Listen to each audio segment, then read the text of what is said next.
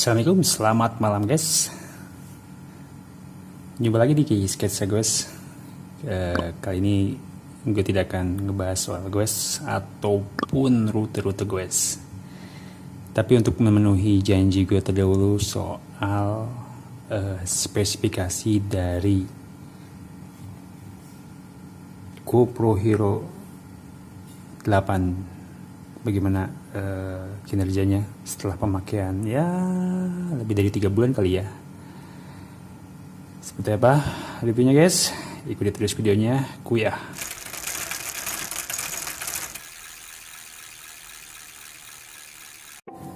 Oke guys, di video ini gue tidak akan mereview lebih dalam dari segi teknologi ataupun apapun ya, itu biarlah vlogger-vlogger teknologi lah ya, vlogger-vlogger gadget yang mereviewnya.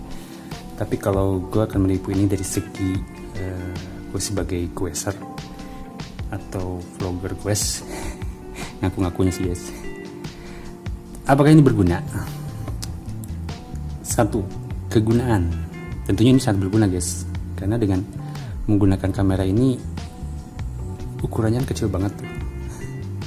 Ini sangat mudah untuk dibawa saat lu goes kemanapun, apalagi kalau goes belusukan gitu ya. Apalagi kalau goes itu kan nggak seperti videographer atau pembuat film gitu ya. Ini emang kamera, action kamera, jadi harus bisa menghasilkan gambar bagus dalam keadaan bumpy gitu. Jadi ketika lu beraksi dia menghasilkan gambar bagus. Nah dari sisi itu ini berguna banget, dan ini sangat puas lah gue ya. Kalau misalnya lu lihat gambar gue ketika masih menggunakan handphone, ini shaky banget. Tapi kalau misalnya ketika gue menggunakan GoPro ini, si gambarnya lihat kan stabil banget gitu. Walaupun medan yang gue tempuh medan yang gravel gitu. Jadi kegunanya mantap.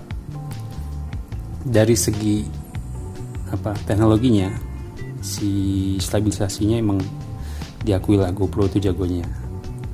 Terus dari kemudahannya dengan sistem touchscreen ini, si GoPro ini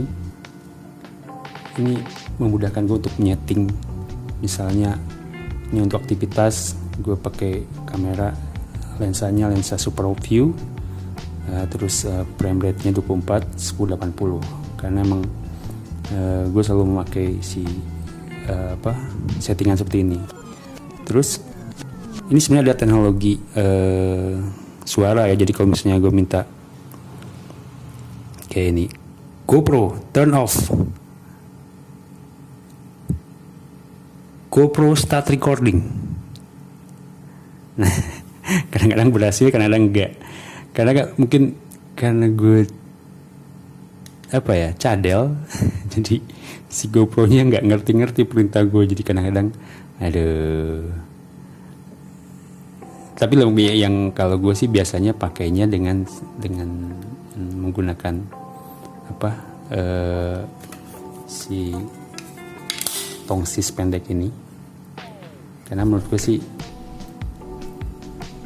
kalau dipasang di handlebar ataupun di chest mount atau di head mount kayak gitu, gambarnya jadi statis gitu loh. Kurang asik. Gue lebih suka dipegang tangan, tinggal kalau mau ngambil gambar kan kita nggak mungkin videoin berapa jam gitu terus kan, kita pasti pengen ubah-ubah.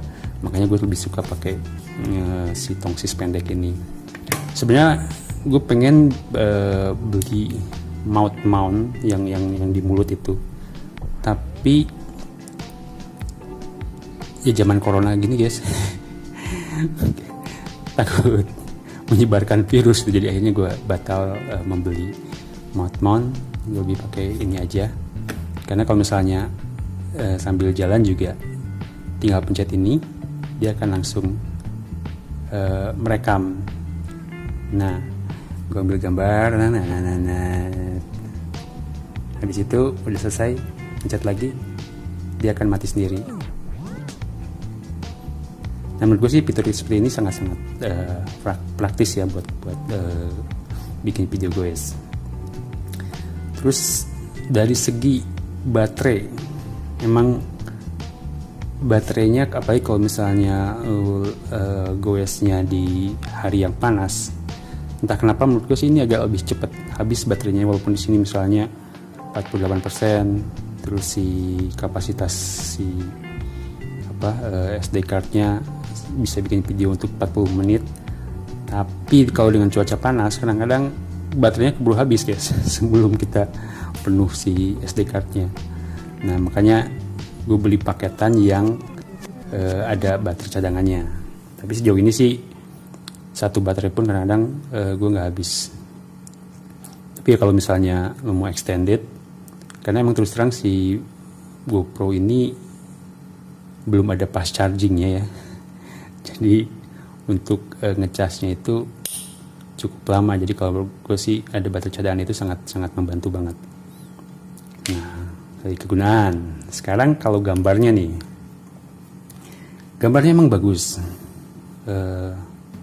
Walaupun kalau gambar aslinya dari GoPro ya, gue ngerasa sih masih terlalu over contrast, over saturation.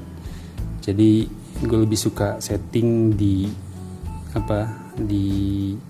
mode warna flat. Jadi biar bisa gue ulik lagi di Adobe Premiere atau di aplikasi apapun lah ya yang dipakai. Soalnya kalau mempercayakan kepada si warna GoPro-nya ini, warnanya gak suka deh. Makanya gue pakai flat, setting flat, terus white balance-nya gue atur, paling shutternya auto, EV-COM-nya gue kasih -0,5, bitrate-nya high. Sebenarnya kalau hasil gambarnya bohong deh kalau ada yang bilang lu mau gambar bagus udah tinggal pakai GoPro. Nggak bisa gitu juga sih guys. Lu tetap harus ada proses editing. Kalau lu bisa color ngatur warna gitu, itu baru bisa akan menghasilkan gambar yang bagus. Nah khusus untuk para vlogger, ini masih jadi misteri buat gue ya sampai sejauh ini. Gue tuh kalau misalnya bikin video,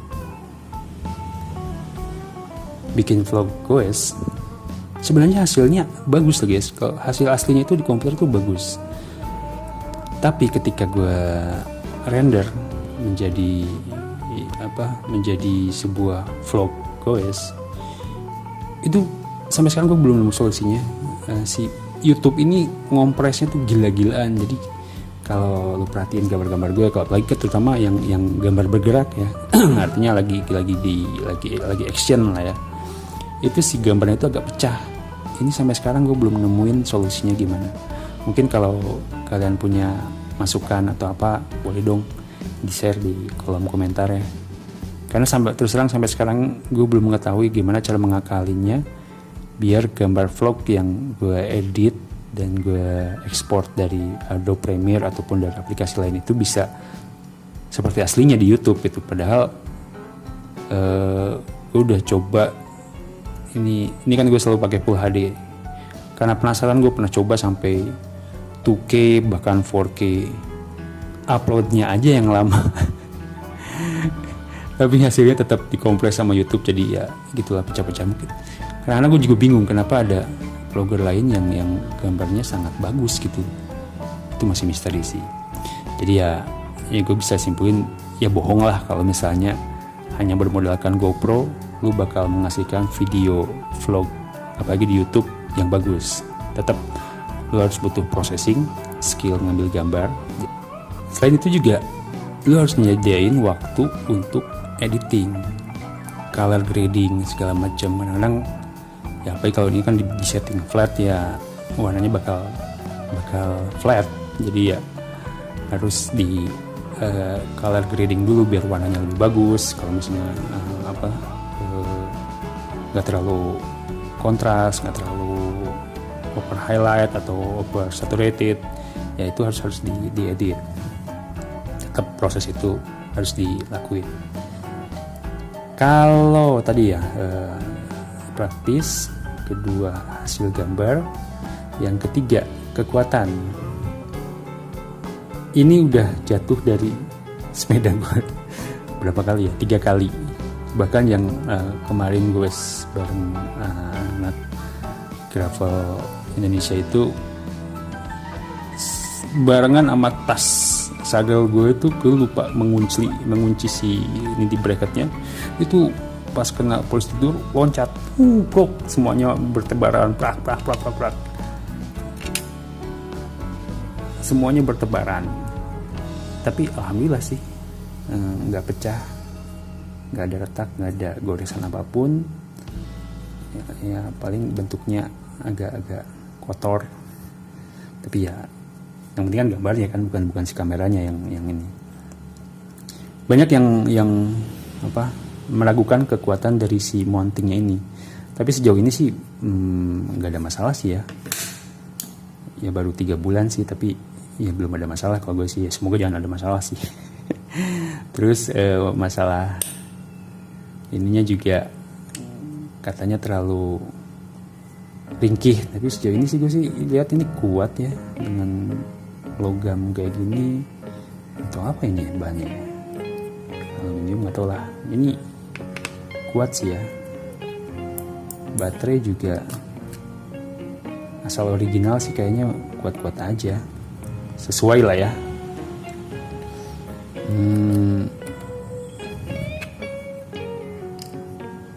Terus kalau misalnya apakah si GoPro ini tahan air, ya gue belum pernah dipakai nyelam sih ya. Tapi berapa kali kehujanan nggak pernah bermasalah sih. Paling audionya jadi agak-agak aneh ya, mungkin karena di sebagian sini ketutup air atau gimana ya. Itu aja sih masalahnya. Tapi overall ini udah jadi kamera utama gue ketika membuat vlog goes sejauh ini ya. Tapi kalau untuk bikin thumbnail atau bikin foto itu mah tetap SLR ataupun mirrorless yang lebih bagus. Ya mungkin segitu aja dulu guys, video review pemakaian GoPro Hero 8 Black setelah 3 bulan. Kalau kalian suka video ini silahkan tekan tombol like. Kalau ada pertanyaan atau ada masukan, saran, kritik, keretek hati boleh disampaikan di kolom komentar. Tapi kalau berkenan guys, ya sangat direkomendasikan sekali sih guys untuk subscribe biar berkembang channel ini guys. Jangan lupa selalu jaga jarak, jaga kesehatan, pakai masker, minum vitamin, biar pandemi ini bisa cepat selesai guys.